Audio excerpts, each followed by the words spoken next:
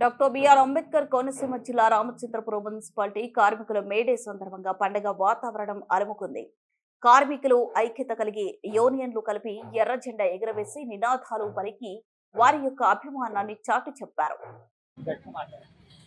నా పేరు వి గోపాలరావు, ఏఐటీసీ పట్టణ అధ్యక్షుడిని. ఈ రోజున ప్రపంచవ్యాప్తంగా 139వ మేడే ఉత్సవాలు జరుగుతున్నాయి. అందులో భాగంగా రామచంద్రపురం పట్టణంలో ఉన్నటువంటి వివిధ ప్రజా సంఘాల యొక్క ఆఫీసుల వద్ద, వాళ్ళ యొక్క ఫ్యాక్టరీల వద్ద పతాకావిష్కరణలు జరిగాయి.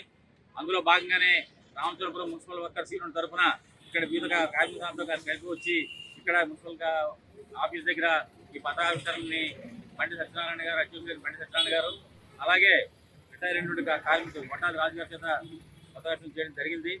ఇవాళ ముఖ్యంగా చూసినట్లయితే ప్రపంచవ్యాప్తంగా కానీ లేకపోతే దేశవ్యాప్తంగా కానీ చూసినట్లయితే కార్మికులకి భద్రత లేకుండా పోయింది. ఇవాళ భద్రత అనేటువంటిది ప్రతి సంస్థలోనూ ప్రతి ఒక్క వాటిలోనూ భద్రత అనేది ముఖ్యం.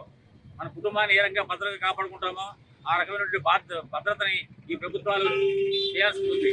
కానీ ఆ భద్రత లేకుండా ఇవాళ ప్రతి రంగంలోనూ కూడా కాంట్రాక్ట్ కార్మికుల వ్యవస్థను ప్రవేశపెట్టి ఆ కాంట్రాక్ట్ కార్మికుల చేత సమాన పనికి సమాన వేతనం ఇవ్వకుండా అది కూడా సుప్రీంకోర్టు కూడా నొక్కి ఒక్కాణించింది. సమాన పనికి సమాన వేతనం ఇవ్వాలని ఈ ప్రభుత్వం ఏర్పరిచినటువంటి సుప్రీంకోర్టే ఆ రకమైన తీర్పుని ఈ ప్రభుత్వం మీద ఇస్తే ఇప్పటికీ కూడా ఈ ప్రభుత్వాలు వాళ్ళకి చెవులకి ఏమీ వినిపించినట్టుగా లేకుండా పాటించట్లేదు. అలాంటి సందర్భంలో భద్రత లేదు.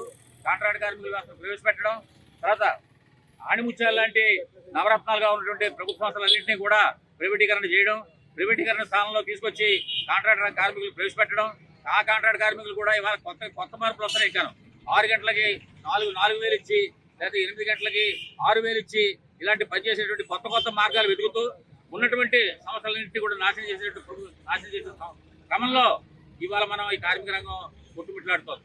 అలాంటి కార్మిక రంగానికి ఇవరికైతే ఏ రకంగా పోరాటాలు చేసి సాధించుకున్నారో ఆ సాధించుకున్న హక్కుల్ని మళ్ళీ కాపాడుకోవడానికి పోరాటాలు చేయాల్సిన అవసరం ఉందని చెప్పని ఈ సందర్భంగా నేను పట్టణ అధ్యక్షుడిగా కార్మికులందరికీ విజ్ఞప్తి చేస్తున్నాను. అందులో భాగంగా కార్మికులందరూ మరి ఐక్యంగా ఉండి వారి సమస్యలను సాధించుకోవడంలో ముందుంటారని, అలాగే ఈ ప్రభుత్వాలని కూడా దింపాల్సినటువంటి అవసరం ఎంతైనా ఉందని కార్మికుల మీద చెప్తూ నేను ఈ అవకాశాన్ని ఇచ్చినటువంటి మీ అందరికీ కూడా నా కృతజ్ఞతలు తెలియజేస్తున్నాను.